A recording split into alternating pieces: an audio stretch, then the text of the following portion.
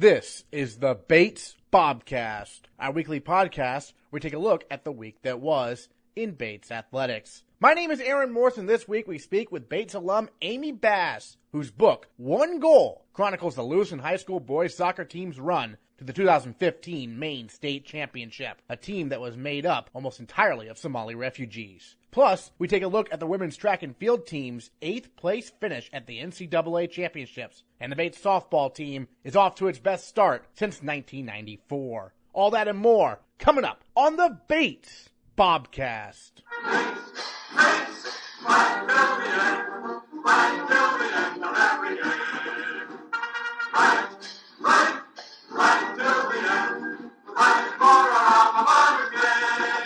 The women's lacrosse team defeated Babson 18-10 on Tuesday behind a red-hot start that saw the Bobcats sprint out to a 9-1 lead before Babson made it a little closer in the second half.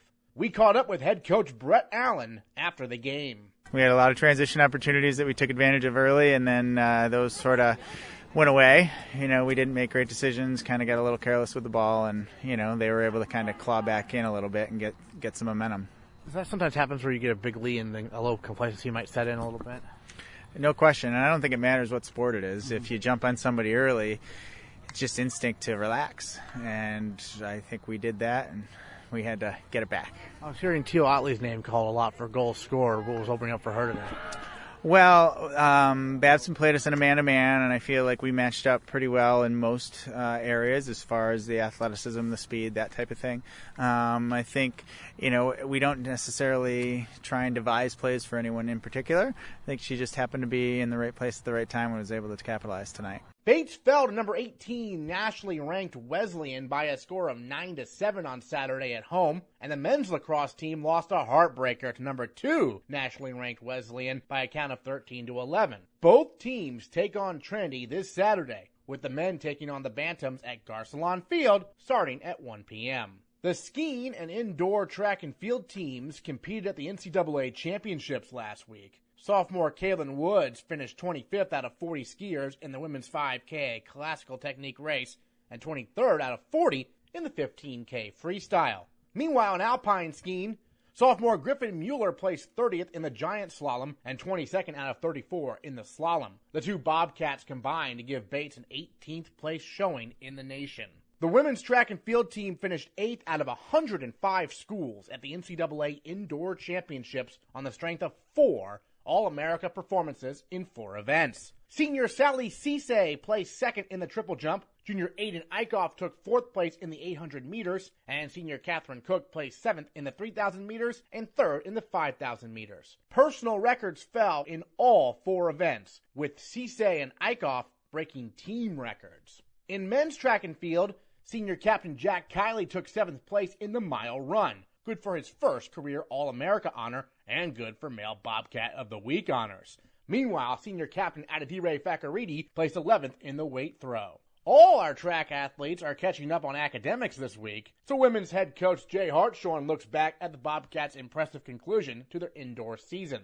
Recapping the NCAA Indoor Track and Field Championships with the head coach of the women's team, Jay Hartshorn. And first of all, Jay, 3 athletes this year, but 4 All-Americas and an 8th place finish in the entire country. That's pretty impressive, right? 3 athletes getting 8th place as a team? It is really impressive, but also the team that won was basically one girl One and a friend. That second girl scored 6 points that they didn't need. So if you have really good kids, you can get a lot of points and make a big impact with just a few. Or other times you might be out there with 10 and be really happy with your meet, but not score 10 points. So it just sort of depends on what kind of team you have. Well, Catherine Cook, 2 All-America finishes for her. I mean, All-America now in cross-country and track, kind of a rare achievement in Bates history. Right? Yeah, she was our first All-American cross-country in a really long time. So Jess was kind of the first one to even, have a lot of success for all 3 seasons recently. But I think second year here, we had a girl that went All-American in outdoor and then got All-American cross-country indoor and outdoor. So that was sort of four in a row, and that at that time had never been done. So we haven't really made an impact in this in the distance races like we have the last 2 years for a pretty long time. And so what about the senior year for Catherine hasn't made it all come together, you think? We saw this her sophomore year in track, which was sort of her last track season. She was actually pretty close to making nationals then. And at the end of that track season, she was beating kids that made it to nationals. So it was more like just when you had your right race. A lot of people for distance races might qualify really early and then not really peter out, but not really be hitting the marks late. So she was hitting some really good marks late her sophomore year. And then she had a very good season in cross country last year. So I think we would have saw some of this last year. She just was abroad and then did a lot of training over that period of being abroad in last summer. And when you're running two distance races, I mean, one day, one the next, right? What's the key to maintaining like your level of, race pace or whatnot in terms of, endurance for back-to-back days like that? Well, the longer one was first, so that certainly helps. And we wouldn't have declared in both had it been flip-flopped. But since the longer one was first, and that was the one we were really focused on, then everyone kind of does that. They just go, why not? So the 3K is always, for both men and women, really, really competitive because it's got all the 5K runners. It might have milers coming back from that race. It has all the women who had good distance medley relays, and they were the anchors, and they came back, which is what Jess did last year. So they're all sort of expecting it. And the girl who actually won, the woman who won the 3K, was the last seed in. Oh, wow. So it's just always a very, very competitive race. You saw it on the men's side, people coming back, people doubling. It's just sort of everyone has that, like, why not? So you're on the line with a bunch of other why nots. And so I think it just sort of makes it like, all right, we're all a little bit tired, but we're all just going to do it. And it makes it maybe easier mentally because of that. Excellent. I think Aiden set a PR, right, in the 800? Yep. Her finals time was about almost a 2-second PR, which was a really big step up from the day before. She got in a little bit of traffic and had to work her way up in the day before. But in some ways that was kind of good because then it wasn't too fast. So you felt like going into the second day she had more out there, where sometimes if the trials are really fast, you're just trying to come back the second day and be like, can I even duplicate that? So she definitely felt like the second day, like, okay, I feel, again, a little bit tired, but yesterday wasn't like, oh my gosh, I'm never going to run faster than this. Yesterday was like a setup, and then we had the real final.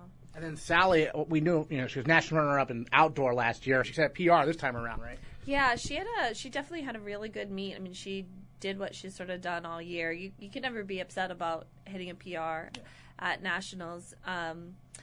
But, of course, everyone goes in there being like, I'd like to win. I'd like to do better. I'd like to do this. But all her series was really, really good. And it was an interesting meet because for all of the jumps, you didn't really feel like, man, people are jumping out of the building. Sometimes you get to nationals and you're like, whoa, they just did this, you did that. So Sally and the woman in front of her definitely had really, really good jump days, but there wasn't that like tension coming from behind. You never felt like any of the other people were going to just like pop one off. Some of them did, but just to get where they were. I think like the girl who's third might have come in again, like maybe the 12th or 14th seed. So she had, a heck of a day. Yeah. But when two people have sort of separated themselves by so much, and that the woman who won has, been a really good jumper, just like Sally has for the last 3 or 4 years too. And it's kind of, I've been told before, it's kind of rare to set PR at nationals sometimes just because of the environment. Yeah, for sure. I mean, this was, I can't really think of like times when we've gone and been like, yeah, that was a PR and that was a PR and that was a PR. That's not usually what happens, but it kind of speaks to this group because they were like higher seeds. It's a little bit easier to be like more prepared and not feel like none of them had to like chase it to get in or really empty the tank to get in. We all felt like in January, like, okay, you have your national mark, and then you can just sort of train from there and have a little bit of a different mentality. We've had a lot of people that it's like we're just like clawing and clawing and clawing to get in, and when you're clawing, it's a little bit harder to then go and say, okay, now I'm on the biggest stage and I need to make it happen again. The facility was also really nice. We were finally back on a bank track. You definitely feel like more comfortable for us, to be on a bank track. The racing's a little bit easier, so that certainly helped also. After meets are at BU, right?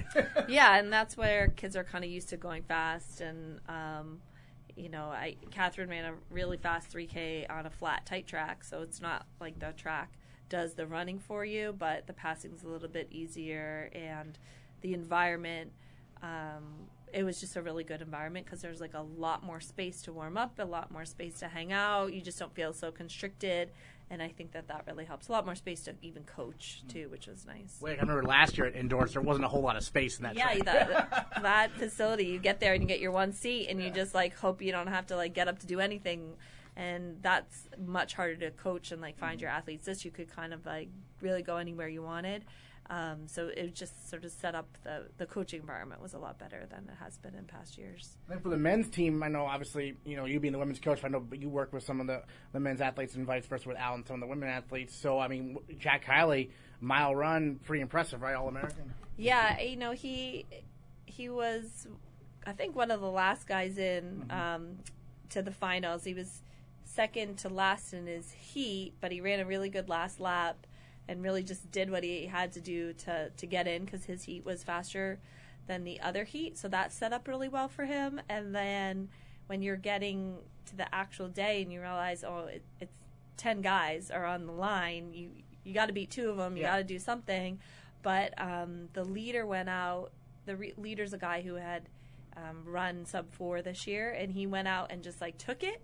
And so that kind of made the race a little bit more honest, and Jack does well when he just like gets in a rhythm and runs really honestly. So, he could have been anywhere from 2nd to 10th with 2 laps to go. It was a pretty incredible, like everyone was running sort of fast together, and then it was just, sort of who could do it at the end. I think he might even be another like 20 meters, probably would have caught a guy or two, but maybe other people feel that way. D-Ray, obviously a tough one for him in the weight throw, but I mean, he's still got outdoors left, so I'm sure we'll be excited to see what he can do there. Yeah, the throws and the jumps, the field events are tough because you just get a couple chances to do it, and it makes like that sort of competitive day feel a lot different. So he opened up really well, and then had another one, and was like, okay, that's that was still further, but never just got that like third one to get him in and to get him those 3 more throws where you can really like make something happen. So yeah, of course it's like as a senior you're like, oh man, you wish you kind of got more chances, but he should have at least 2 more with discus and hammer outdoor, so hopefully he'll make it happen then. So for the women's team transition to the outdoor season now, what are some events you're really excited about and some athletes you're looking forward to seeing here? Well, it's nice to like add the 400 hurdles back in and the javelin and like sort of get some of that stuff rolling. We still have a lot of really good young freshmen, so to kind of get them like to outdoor, which is where people are usually a little more comfortable than indoor, just based off of high school. So some of our kids, if they've never even run indoor, are like, woo, can't wait to get outdoor, can't wait for the fresh air, can't wait to be in a big track. So it changes a little bit from indoor to outdoor. It comes less like middle distance heavy. We added 10K, so it's just fun to like see different events and do different stuff. So we'll see where we stack up. And we just have really only 4 chances to qualify, and then we're at NESCACs on Trinity before you know it, and then we're really rolling from there. Will Catherine be in the 10K? Yeah, her goal is to run a 10K. She's definitely like longer the better. So Gotcha. Yeah. All right, well, any other thoughts on the meet down there in Alabama? Just the trip in general, kind of going to a pretty new location, right? Yeah, I thought that the facility was really nice. The people were like used to hosting a lot of meets. They have swim meets. They have a big basketball arena. So it was just awesome to be at like a big facility. And then for the students, I'm not sure anyone had been to Alabama before, so that was pretty fun too, to just be like, okay, we're in someplace different, a little bit warmer, but certainly nice to not be like cramped. And the men and Sally had a bunch of barbecue. I did not make it to the barbecue place, but they were like all raving about the food. So that just definitely it was nice to just be somewhere that's not like our typical 10 schools that we go to in the Midwest. All right, Jay Hartshorn, thanks so much. Thank you. The softball team went 9-3 in Florida last week, the program's best start through 12 games since 1994. Sophomore Kirsten Pelletier threw a no-hitter in the season opener and went on to post a 5-1 record with a 0.99 ERA in the circle. And for that, she is our female Bobcat of the week. Joined by female Bobcat of the week, Kirsten Pelletier here on the Bobcast. And, well, Kirsten, first of all, no-hitter first game of the season for you. Obviously, that's a great way to start. What was really working for you out there in the circle? All my pitches were working. It was great to be able to get out there first game of the season and really see that my hard work this winter and this off-season really paid off. Now, when the no-hitter is going throughout the game, do you realize you haven't got any hits? Did you even know after the game was over? No, I knew I felt really good as the game was going. I didn't really put it together until Coach looked at me at the end of the game and was like, "Do you know what you just did?" So, no, I didn't know, but it was a great feeling afterwards. So did the team know? Did they mob you afterwards? After Coach said it, yes. But I don't think anyone really realized, and I think that just shows how focused in we were on every single pitch, every single at-bat, making every single out of that game. 9-3 trips, so obviously very successful. What was the initial impressions of some of your younger teammates in their first go-around? They really stepped up. We really came together to support them and to support each other. And a 9-3 record is great. It was awesome. Peyton hit the cover off the ball, didn't she? Oh, yeah, Peyton definitely did. That was awesome. She definitely led our team and was the spark plug for our offense, which was great. She was awesome. And then for you, obviously, you're pitching, every single day, basically, down there, at least one game for you each and every day. So what was that experience like? It was just like playing summer ball, but what we prepared for this off-season, Coach really prepared us well to be able to do that. Today, I'm not sore at all, which is basically unheard of, but yeah, it was great to want the ball back every single day. You also play some schools that come from all over the country, from different regions of the country. What was that experience like facing some schools you probably won't see again? It was really cool. We played a lot of Minnesota teams, which is definitely a different experience, but I think it shows that, Maine and New England is definitely a hub for softball and that we're going to make a name in softball. I got to ask you about the phantom home run. Apparently against UMass Dartmouth, that was the one game. You won 5 games. That was the one game, 2-0. But apparently it was a very far foul. What was your impression in the circle about it? You have to give her props. She put a good swing on the ball, but I watched it. Caroline and Left watched it. We all watched it. It was foul, even though it wasn't ruled that way, which is fine. You roll with the punches, and we didn't have the offense that game, and you can't win a game without offense. So now you have a little bit of time between now and your next game, right? You have doubleheader Southern Maine, but that's more in the month. So what do you think the folks are going to be in practice to prepare for the restart of the season, if you will? I think being down in Florida and really playing that amount of games, it really shows what we really need to work on. And I think that'll be our focus going into this month, yeah. I guess. And really focusing in on the things that we really need improvement on. Well, what are you going to work on personally, you think? Being more consistent, making every pitch matter, executing every single pitch, and making that extra 33% of my pitches on the outside of the plate. We saw Jeevan get her first collegiate win and Peyton get a couple wins as well, so what was it like watching them pitch? It was awesome. I'm really, really happy for them. They've definitely pushed me this off-season, and I hope I've helped push them to be the best pitchers that they can be for this season. So our pitching staff working together this season is great, and I know that I can lean on them when I need them, and I hope they feel like they can lean on me when they need me. Dre and Caroline at the top of the order really sparked the offense pretty much every game, didn't they? Yeah, they were awesome. They're both speed demons at the top of the lineup, and really came through when we needed them. And then besides the no-hitter, maybe what was the pitching performance you're most happy about personally? Probably the one I gave up 2 hits, I think. I think they were a better hitting team, and I found myself getting into a better groove than I did even the first game. Because it's tough to see how good these opponents are, right? You don't really know anything about them coming in, do you? No, definitely. They come from all over, and I think it was probably their first games in Florida too, so everyone's really getting their feet under them and knowing where everyone's going to be in the lineup and things like that. So it gives a taste of the atmosphere. It's a bunch of different fields, a bunch of different teams, right? It just must be it's softball heaven almost, right? It is. We laughed. We were like, we don't want to go home. This is paradise. You get to play 2 games a day in the hot sun, and a lot of our parents come down, which is a really cool atmosphere. And I mean, being surrounded by some of softball's best really pushes you to work your hardest in your games, which is a great atmosphere to be around. Great. And any other thoughts on the trip and what your team got out of it, you think? I think we're all excited for NESCAC play. I think we know what we need to work on, and I think everyone's hungry for more. All right. Kirsten Pelletier, our female Bobcat of the Week. Thanks so much. Thank you.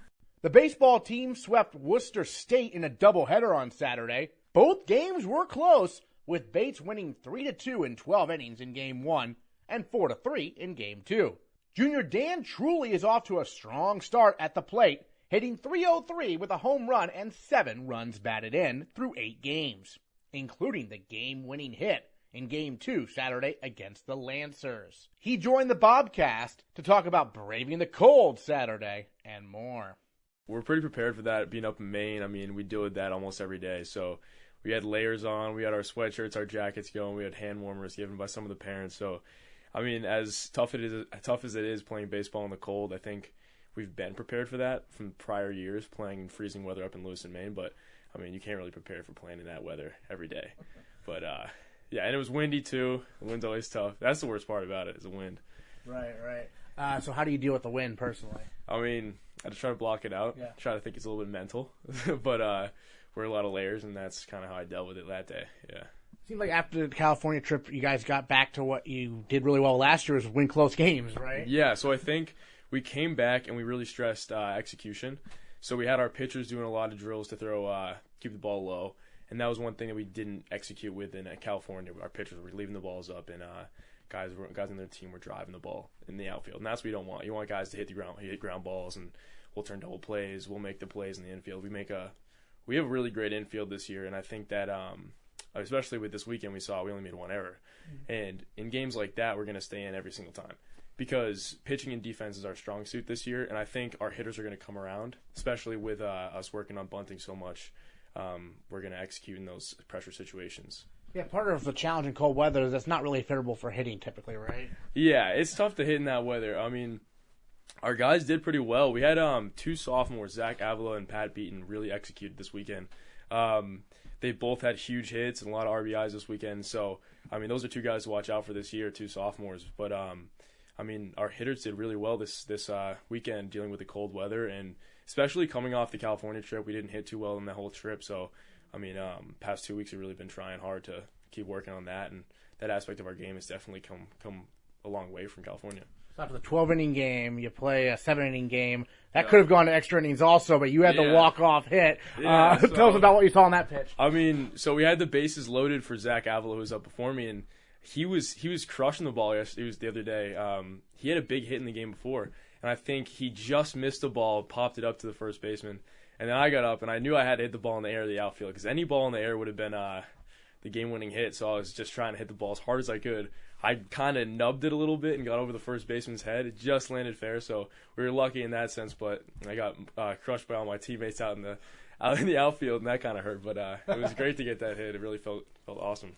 Have you ever had walk-off hits before? Last year I had one against I think it was Plymouth State. Okay, yeah. Yeah, it was a deep fly ball to center field. I ran center field away from my teammates. I didn't want to get hit, but I mean this time I just took it. So I remember that Plymouth State game. That took a long time to finish. Yeah, I think that might have been 14 innings. Yeah, you beat the darkness. Yeah, that was long. But that was really fun. That's always the best game to win. Excellent. Now, you're a junior now. You mentioned a couple sophomores are having breakthrough years so far, and I know both had kind of small roles last year. What do you tell them about, or what do you talk to them maybe about, increasing their roles this season, or what has the coaching staff been talking about? So I think Coach Martin is great about getting everybody in, and he says it all the time. He's not just going to put you in because he thinks that he's trying to make it fair for everybody. That's not his goal. His goal is to give everyone an opportunity, and we have opportunities every day in practice, in games. He's going to basically give everyone a fair shot.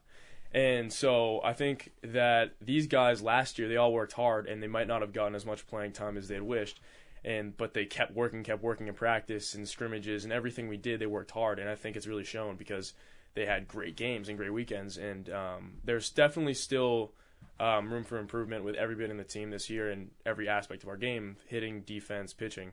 But I think we have some guys who can really play, and we have a lot of depth And I think that's one problem. When you have this much depth, it's hard to get everybody in the game. And I think we're dealing with that well, though, because the guys that aren't playing every game, the guys that are on the bench, are still working just as hard as everybody else. And that team chemistry has been great. So yeah, the roster is huge. The roster's huge, 33, yeah. But I think people are dealing with it well. Like the freshmen aren't getting frustrated. Nobody's complaining about playing time. Everyone's being a great teammate and cheering. So our bench energy has really kept us in games. Now, you got to play quite a bit as a first year, if I recall, and then you stepped into the middle of the lineup last year as a regular and middle of the order game. What's it like being in that cleanup spot?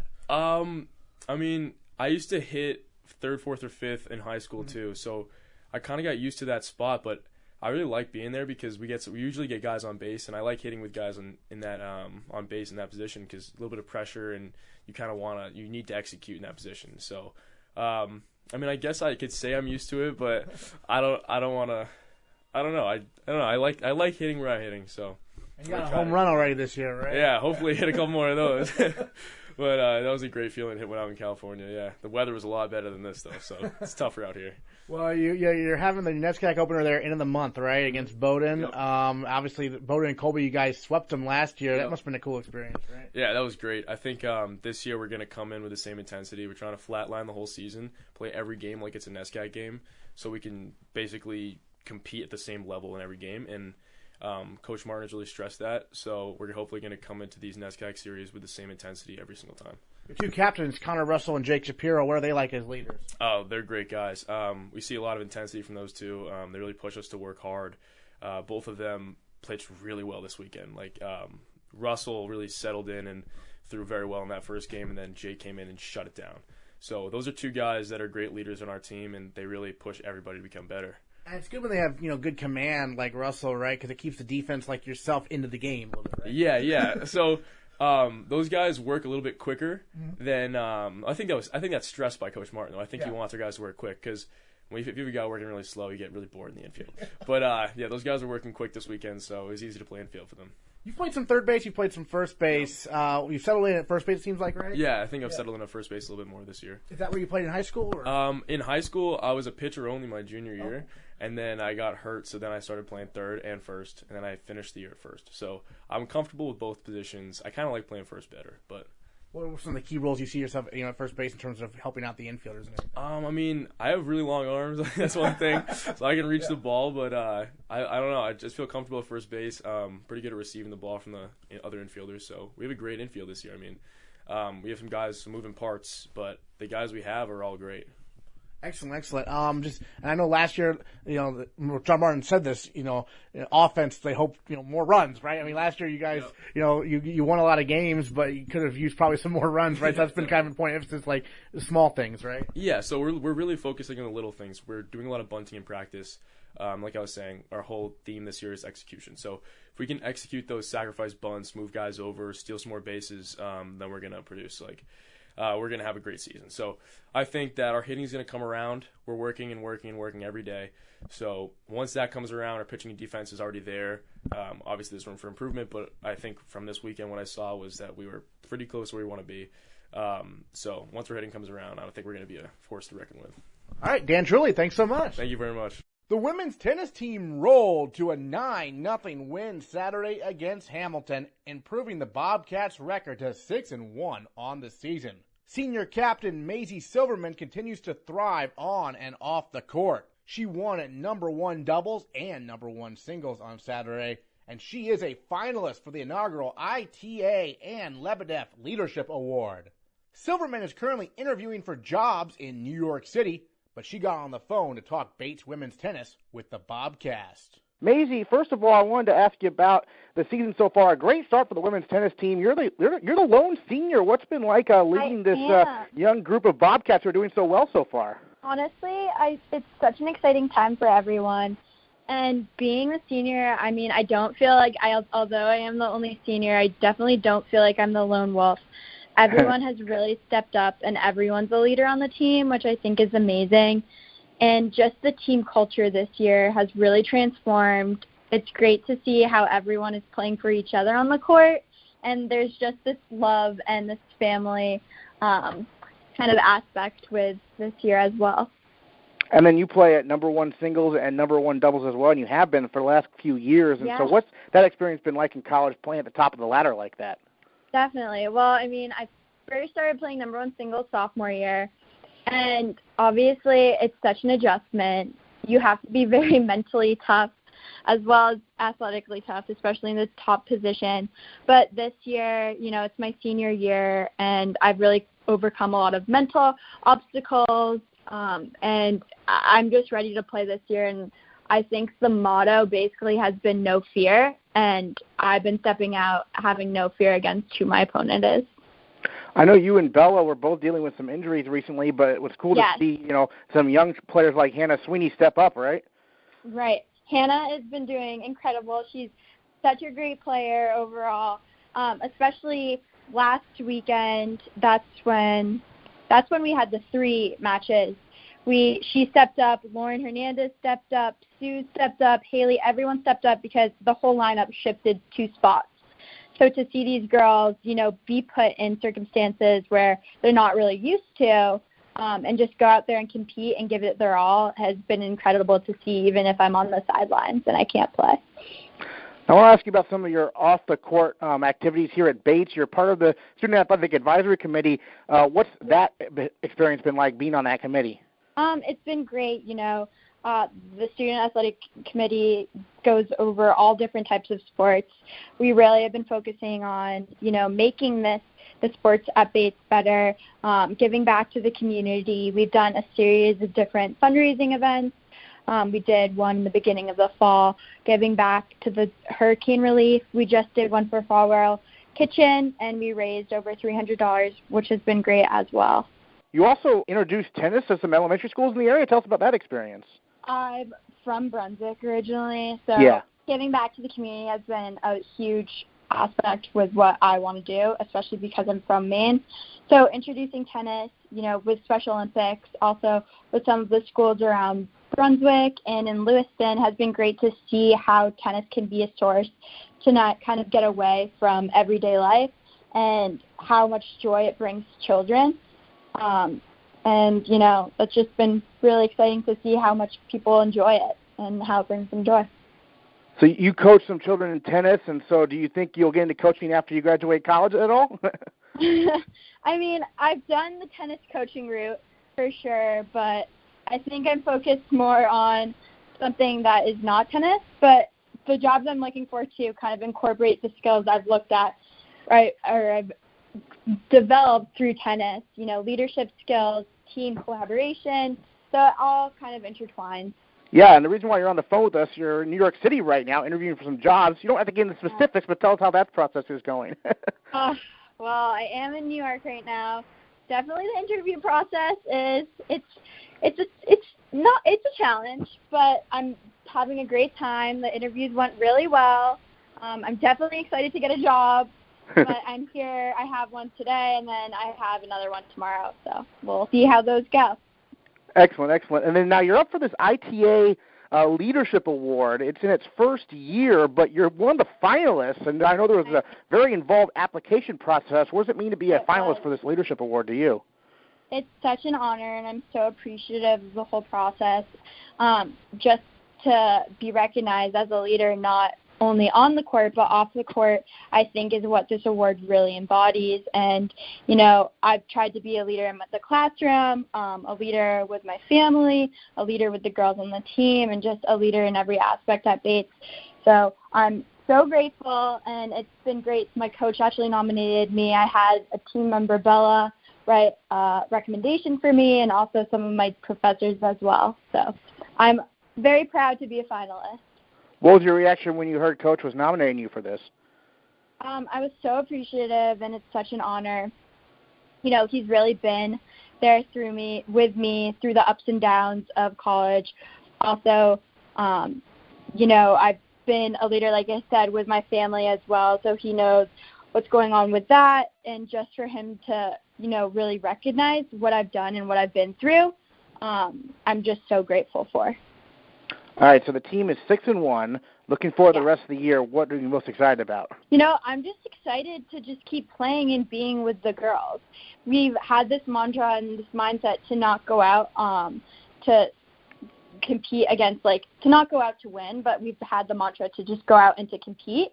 And we've done that with every single match. You know, if we leave every single thing out there on the court, there's nothing we can regret.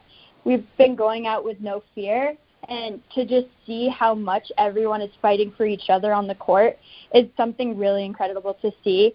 Everyone loves each other on the team, and we're doing it for us. So I'm really very happy. This is by far my favorite season, and just to see how much joy everyone is having and how much fun everyone's having through our season as well. Excellent. Well, Maisie Silverman, thanks so much for joining us on the Bobcast. Appreciate it.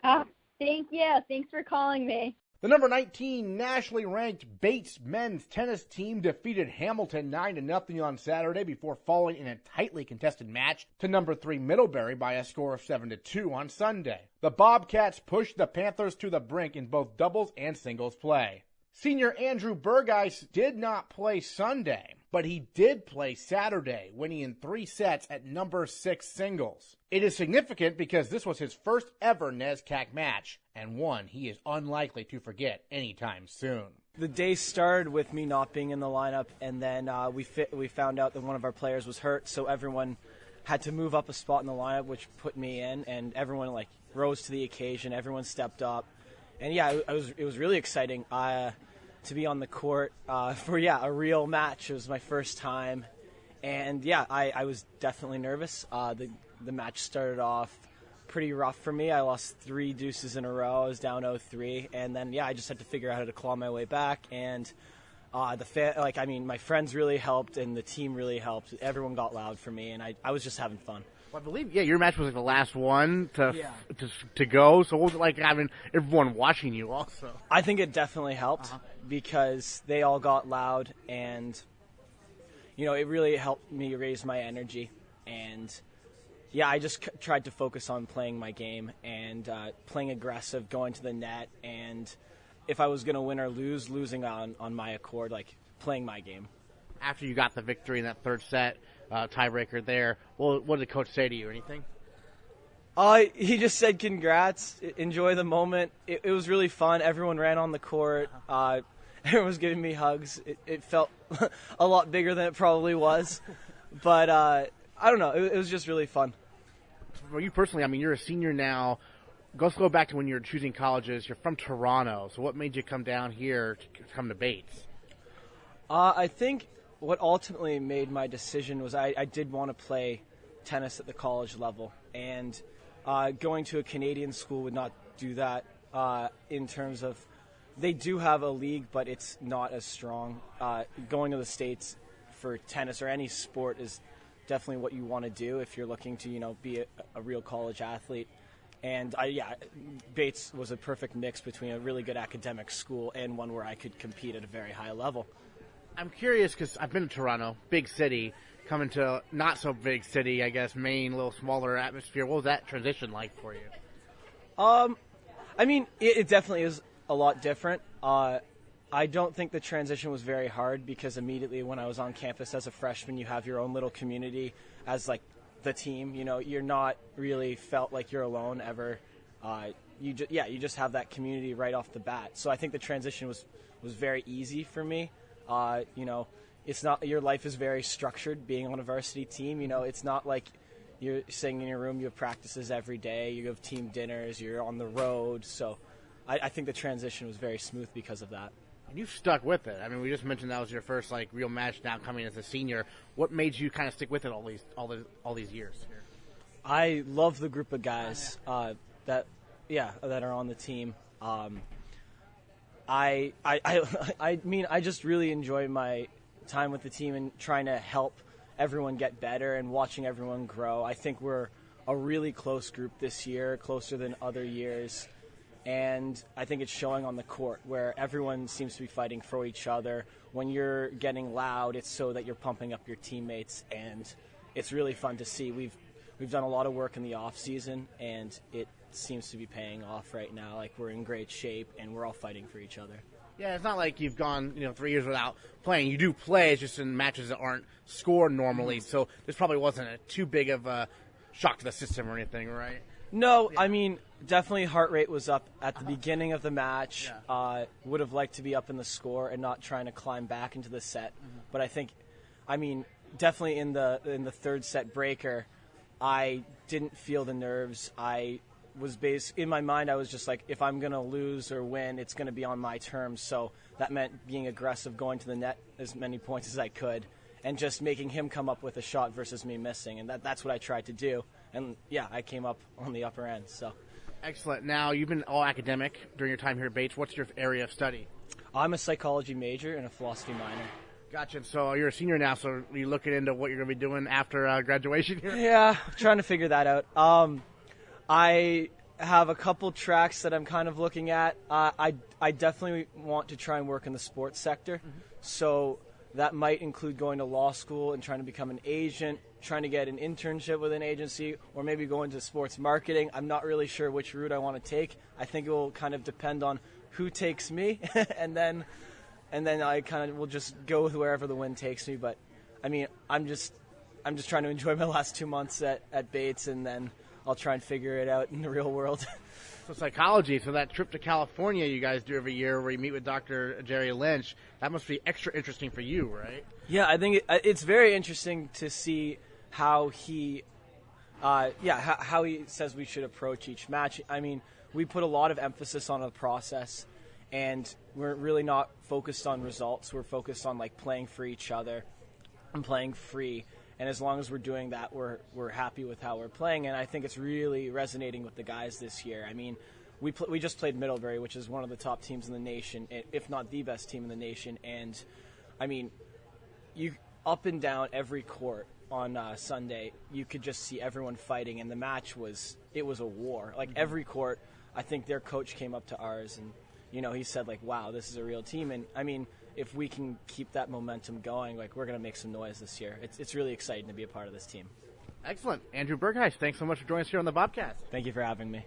College of New Rochelle history professor and Emmy-winning sports researcher Amy Bass is a Bates grad and the author of One Goal, a coach, a team, and the game that brought a divided town together. The true story of the Lewiston High School soccer team, its road to the 2015 state championship, and how the team's Somali players contributed to victories on the field and healing in the community. She is speaking Wednesday at 4:15 p.m. in Bates Commons, room 221. But today, Bass joins the Bobcast. So as a Bates alum, Lewiston is always sort of in my radar, in my landscape. But it was a friend from Bates who stayed in Maine after graduation, who posted a small story about the team on her Facebook page, of all places. So inspiration comes from some crazy, unexpected places, and this one came from Facebook. I was really interested in seeing how this game was being played and who was playing it in a city that I know that I didn't know as well anymore because of the changes that had taken place. And it was a moment in our national discourse in which refugees were very much at the forefront of the conversation. So these things sort of moved together, and I wrote that first piece in November 2015 for CNN. So what's really interesting about the book is that it feels like we're in the moment and you're right there next to the team, but this was all done in retrospect. How did you go about the reporting process and then the writing process to make it seem like you were right there next to them? So I'm a historian by training. I'm a history professor. I was a history major at Bates with Dr. John Cole. So putting things together, digging for as evidence, being able to create timelines is what I do. So this was a little bit more of a journalistic endeavor in terms of, me writing narrative nonfiction for the first time. But it was, the amazing, first of all, foundation laid by the Lewiston Sun Journal. And sport, I've always taken sports writers very seriously. All of my books have involved taking sports writers very, very seriously. So Lewiston was very lucky to have the work of Kevin Mills, who unfortunately passed away last year. But I was so glad that I had the chance to our paths to cross while starting this project. He wrote about this team in 2014, and this was before they won a championship, in a way that was really interesting. So being able to pull in that treasure trove, and then embedding myself in Lewiston and talking to people, talking to players, talking to coaches, talking to teachers, community members, people who were at the game. I will say in this moment in time, what has been recorded on people's iPhones and uploaded to YouTube is an incredible resource. So, you know, a player saying, oh, you know, I took video that night at the pasta dinner before that game, and, you know, here it is, and being able to watch that and talk to people about what's going on. It's what a historian does. We're terriers. We dig. Yeah, you mentioned being a history major here at Bates. How did that education, that background, the liberal arts background as well, help you prepare for, you know, maybe writing this book down the road in your career in general? You know, I think that one of the things that liberal arts majors find the longer they move away from their undergraduate years, and I certainly tell this to my students, is that you never know when you're going to pull these skills in, you know, and no matter what you major in and what you do, being able to write well, being able to listen, being able to analyze material, being able to ask really good questions, I think all of that starts with your liberal arts base. So, you know, interviewing is not something that I had done a whole lot of before, but being able to engage people in conversation and figure out what I wanted to know, I think all of that comes back to the foundations I got at Bates. A lot of your interview subjects were obviously high school kids or recently graduated high school kids. How were you able to get into their heads so well? Because we hear their innermost thoughts throughout this book. You know, I think I came to Lewiston when I started working on this book in the fall of 2015, and I had a very typical research agenda from every other book that I'd ever, you know, I want to do this, and I want to do this, and I want to do this. And some of that happened. And some of it I had to throw out the window and just start hanging out in Lewiston and becoming comfortable with folks and enabling them to trust me and to sort of embolden them to understand that their stories are important. And so it took place over a really long period of time, you know, the better part of 18 months. And I kept adding to it. You know, a kid would remember something and say, oh, you're not interested in that. And I'd be like, oh, yeah, I am. No. Let's talk more about that. You just remembered that?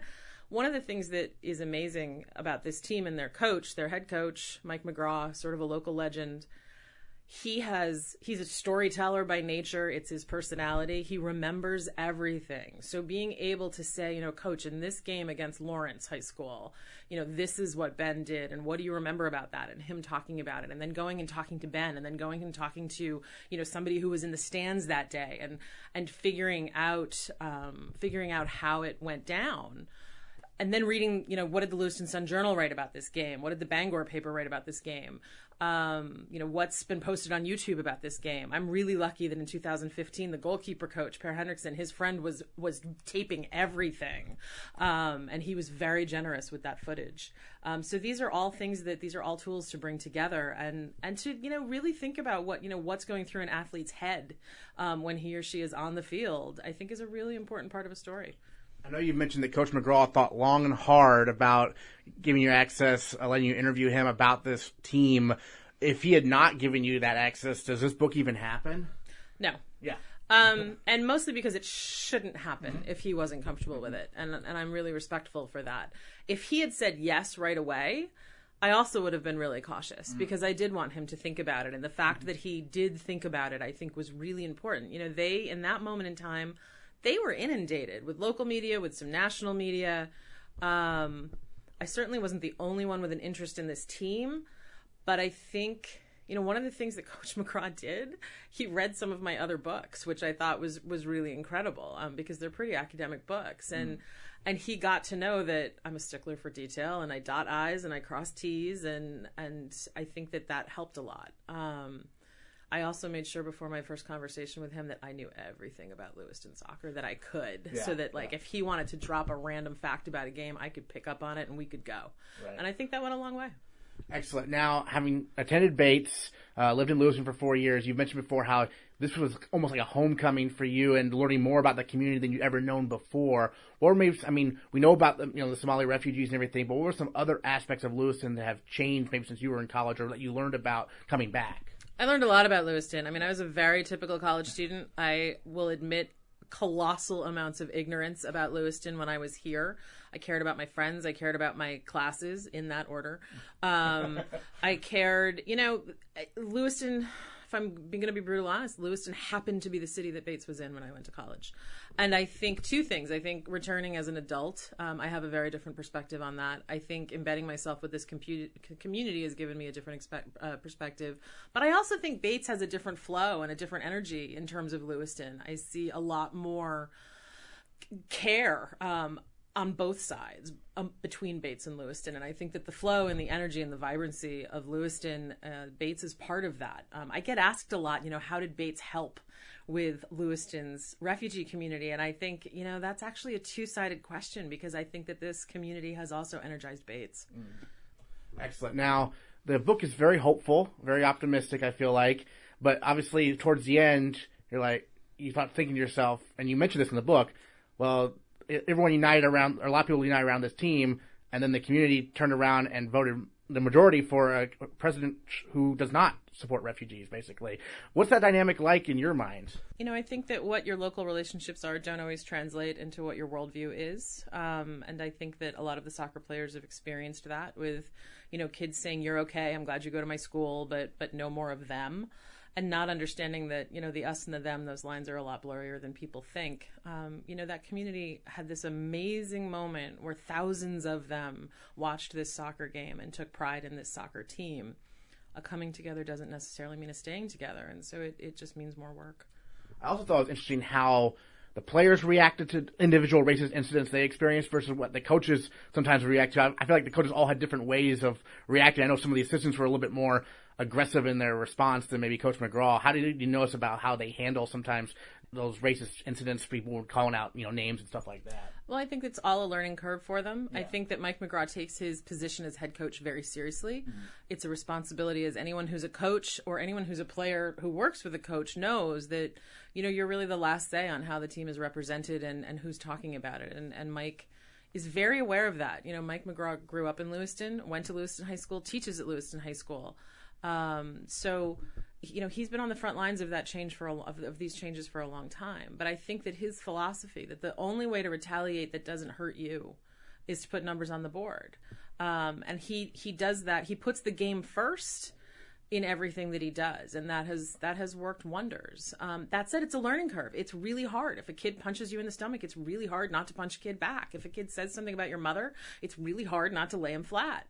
And what McGraw wants to instill in these kids is score. You want to hurt them? Score. And that's something that, the assistant coaches, different passions and different, nerves are going to be struck, and they're all going to learn from it and do it differently perhaps next time. Well, one of the most challenging aspects of reporting this was the fact you were interviewing a lot of teenagers, and they can be all over the place sometimes. I learned they were so mad I didn't have Snapchat. They were like, but that's how we communicate. And I'm like, no, I'm just not a Snapchatter. I had to adapt to their rhythms because this was their story. So, if I said, can you meet me at Druin Field at 2:00, and I had to know that sometime between 2 and 4 they were going to show up at Druin Field. And that's not, people will say, how tough is it to interview kids from a different culture or who might speak a different language primarily. That is what it is. Teenager was absolutely the rhythm that I had to get used to. But that said, it worked in my favor because they were so adaptable to having me constantly there, hanging out. They went with the flow. They're incredibly generous. They're super funny. And they're also rock star soccer players. I mean, it was just a privilege to be able to watch how they train, how they observe, how they practice, how they talk about soccer, and how they play games. So really, I was the lucky one accommodating whatever I needed to do to be there. As someone who's a historian, you can probably see what I'm thinking right now. This story obviously is not over. I mean, 10 years, 20 years down the line, this might be a follow-up in the order, right? Well, we actually literally had to stop the presses moment with this book because they went and won the championship again this past fall. So we were minutes away from just being like, we are done, print it. And they won again. And I knew that they were going to. And Mike McGraw and I had early conversations in September. I said, Coach, it's not a dream team again, but there's something about this team. And he was like, there's something about this team. So it was a wild ride. Part of that ride took place right here at Bates because they were, their fields were under renovation. So their home field this year was Garcelon Field. And I kept thinking, like, this is kismet. This is fate that this is going to happen again. And it happened again. So the book has a very unexpected postscript where there's sort of this beautiful circular ending to this story with who's scoring a winning goal and how it's happening. I don't have a sequel in mind. I think that this team, we've seen it, yesterday I was over at Maine Immigrant and Refugee Services and there was a bunch of 6th graders there from the middle school team. And, these are the little brothers and they're ready to step up. Did you get the chance to meet with the Bates soccer team? I understand you were planning on doing that. I met with some of the coaches this morning. Oh, okay. I think some of them are going to come tomorrow. So what was it like meeting with some of the Bates soccer coaches? What did they want to know about this story? I think that they're, again, it's just like McGraw, put soccer first. That talking about soccer is talking about soccer, and who happens to be playing it is just sort of a bonus. Soccer has always in the United States been a community game because, people will say, soccer, Americans don't like soccer. Well, it's the most popular sport that kids play. So on Saturday mornings in the fields across America, Americans love soccer. There are millions of kids playing it. We're second in the world only to China in terms of how many people play it. I think that, talking about soccer on a community level is part of any coach's life. One thing I didn't see in the book, but I was really curious about, during your reporting, did you come across any Lewiston residents who were like, yeah, before the Lewiston soccer team, made this run and kind of inspired everybody, I wasn't a huge fan of the refugees, but now my opinions changed. Did you hear anything like that? Well, it isn't, I didn't ask anybody if their opinions were changed. Yeah. I think that there's a very subtle thing that happens in the book. Maybe it's too subtle if you didn't notice this. Oh, my apologies. No, my apologies. One of the things that McGraw started to notice, if you go to a Lewiston football game at Don Rue Field, which is all going to be changed now, but these are the fields that I'm writing about. Right. If you look up, Lewiston High School, you have to come down a hill into a driveway off East Avenue. Yeah. And there's these old men who sit up above on the side of the driveway in camp chairs because they don't want to pay admission, and it's a good view. They have sort of a drone view of the football field. Over the last couple of years, those men have started to come out for soccer games. And that's a real change. So you have that. You have, 4,500 people at Fitzpatrick Stadium in 2015. That's a crazy number of people at a soccer game. That's more than were at the state football championship, that year. So, yeah, there's fans. I think, there's two very minor characters who just have a tiny snapshot in the book, Dan and Jeannie Martin. And I hung out with them for a game because they don't have a kid on the field. Their daughter played years ago for Lewiston. They started watching when the Somalis started coming. They love soccer, and they're there. They were there wrapped in a blanket watching. I knew they'd gone to the state championship. They know every player. They know their pros. They know their weaknesses. They worry about them when they play in the cold. Those fans exist now. It isn't just people who have kids on the field, and I think that when a community has that kind of attachment to a sports program, only really good things can happen. The politicians who said some things, the mayor who wrote that letter, obviously you did a great job reporting on those incidents. Did you ever reach out to them directly? And obviously they probably didn't have any comment if you did. So I definitely, and it's in the book, I had meetings at City Hall and met with city administration and did interviews. But this book isn't their story. Right. So folks like that get headlines all by themselves. Sure. And they get their stories told all the time. And so it's a choice in terms of whose story you're going to prioritize, and the team was the priority. Absolutely. Well, one thing I found really great about the book was you mentioned all these local institutions I've been to. You could mention Gippers there. They had a brief mention. Local institutions like one of our coaches here at Bates, Skip Capone, gets a mention and stuff. Was that a fun part of the book, mixing in some of those local references that people around here will understand right away? I think that there's a bunch of that. I mean, I think, you can, if you're a Lewiston local, there's certainly some things that are going to grab your attention. If you're a soccer fan, there are things that I refuse to explain, that if you're not a soccer person, you got to go Google this. You did explain goal kicks, though. I did. Well, you're not going to understand the entire structure of how they win if you don't understand that.